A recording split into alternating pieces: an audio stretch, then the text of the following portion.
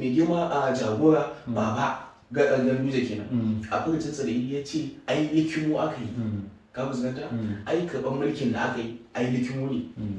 to yanzu kuma da Allah ya sa kuma izo mana da abubuwa daidai gashi ta ji kuma yadda ka faɗa karɓar mulkin da aka yi ku kan kusan cewa ba to ai yanzu misali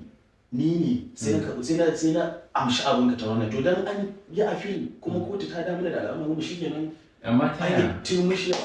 amma ta yaya kake tunanin cewa gabaki daya a cikin portfolio local government kusan 90% din assemblies din gabaki daya NNPP ne suka ci a cikin jihar Kano gaba ɗaya amma kake tunanin cewa gwamnan ba zai zama da cewa dan NNPP bane ya ci dan APC ne ya ci me ta kake tunanin haka za ta iya faruwa possible da shi kasance a ban mulkin ai ita na ga yawa ai mulki da aka ba ku kasan me yasa aka ba ku mulki sai